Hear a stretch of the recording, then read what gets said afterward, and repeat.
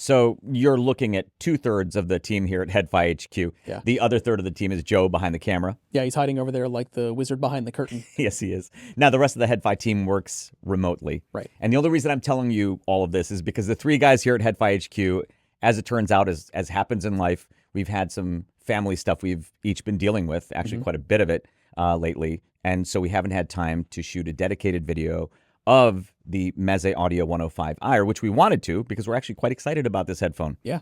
They have the Meze Audio 109 Pro. And I love the Pro. I know you do. I actually prefer personally the 105 AER to the Pro, the 109 Pro. I am clearly in the 109 Pro camp. Yeah, I know you. I think that's what's going to come down to for a lot of people. Yeah. And if they have a chance, they should hear both. Now, we were very fortunate to have Meze Audio visit us from Romania out here to HeadFi HQ in Detroit.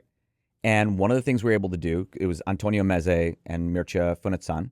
We sat down with Mircea to talk about the 105 AER. Thank goodness, so that we have something to show you guys. And it's a really nice interview with Mircea Fanatan about the 105 AER. So without further ado, let's get to that interview. So this is the Meze Audio 105 AER. AER, correct. Did I say it right that Yes. time? And I'm very excited that we have a special guest, as you can see. This is Mircea Fanatan from Meze Audio. Pleasure to be here, Jude. Thank you. And we're so excited you're here and that this is finally coming out. So let's talk about the 105 AER and what it represents in the line. Yeah. So this is our first open back headphone in an affordable at an affordable price point. So our customers and fans asked us to have something closer to the 99 Classics, but offer it as an open back. And we learned with the 109 Pro, and we, let's say, brought things that we developed for the 109 Pro at a price point that makes it more affordable for more people. And this is the result of this endeavor. Does it surprise you when I say that I prefer the 105 to the 109?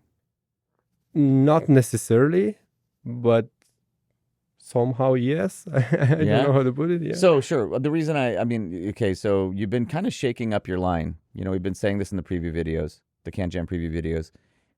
On the in-ear side, you released the Alba. It was your least expensive in-ear, but I think it was your best in-ear.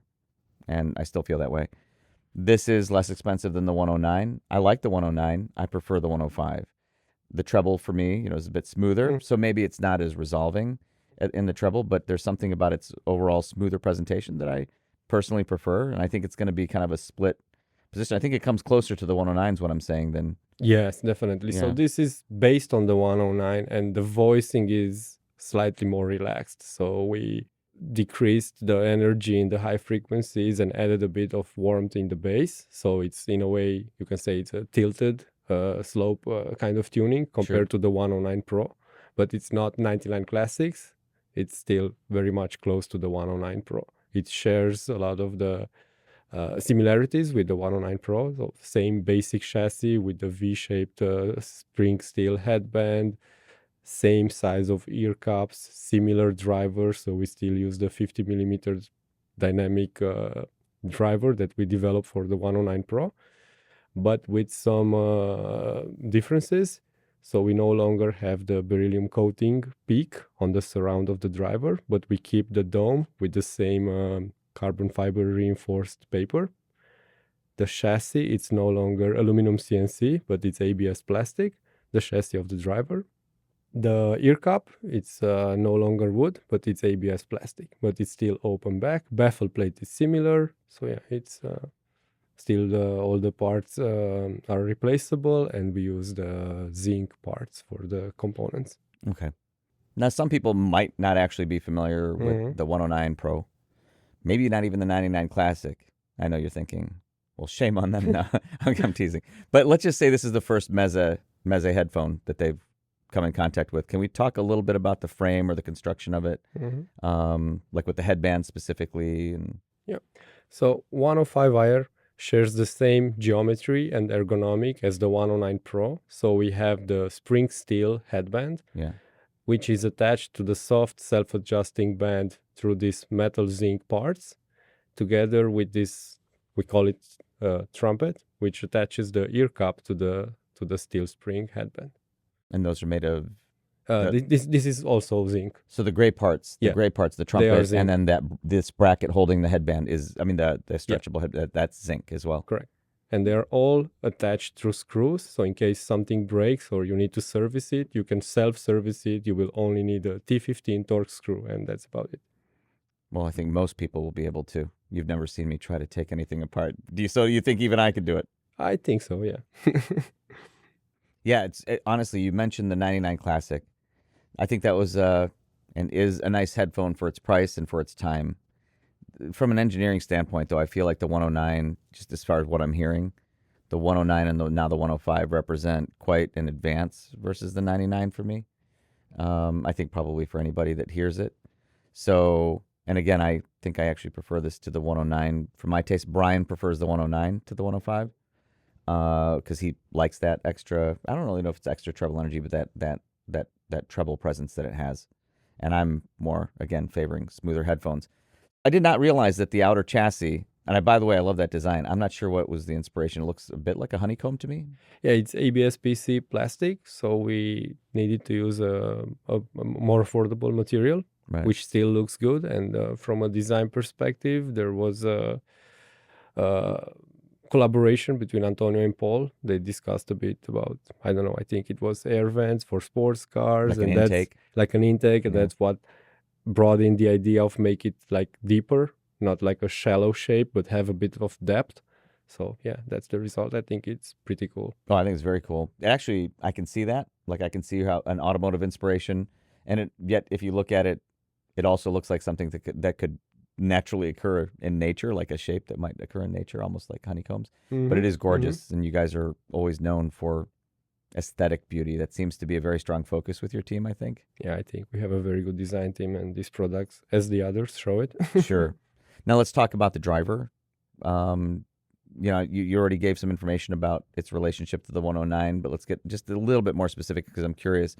Specifically, when it gets down to, you said that the baffle, the material holding it is different than the 109, which has metallic or metal. The chassis, yeah. Yeah, like and this is ABS, but the driver itself, is that the same or is that different? It has the same magnetic motor. There is some small difference in the coil, and the biggest difference comes from the membrane. So in the case of the 105 AER, we no longer have the beryllium coating on the outskirt of the driver. On the 109, we have the beryllium. Here we only have the peak. And the dome, it's exactly the same. So we use the carbon fiber reinforced paper for the dome. Okay. Which the 109 also has. Yes. But when it comes to what you're saying, the skirt, Yes, or the what I might call the surround. Surround, yes. Okay. So it's less rigid on a 105. Yes. Maybe. Maybe. Maybe that's where some of what I'm hearing is coming from. Possible. Yeah, maybe. The richer bass. It's mostly tuning wise. Okay. And where do you, like, when it comes to this headphone, do you think it's, you mentioned the 99 Classic. Is that who you're targeting? Are you somehow going to target your 99 Classic customers or people that to upgrade? Maybe some of your 99 Classic customers who've held on to it for years but haven't necessarily upgraded? Is this? We wanted to have a headphone which is very versatile. So it's open back. That's the first main important difference. And being open back, you cannot really tune it as the 99 Classics. So it's tuned more closely to the 109 Pro than the 99 Classics, but it has a bit more warmth.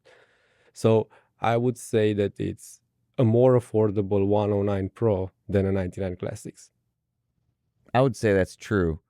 And then in some cases, I think, like I said, I think some people might even actually prefer it. And easier to listen to, more versatile.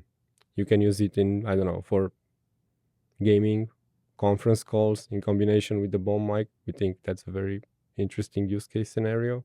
Yeah, the boom mic is that's an interesting product. That caught me by surprise. I didn't know you guys were going to be releasing that until you told us right before Can Jam SoCal. So that's already out, right? It's out, yeah. Okay.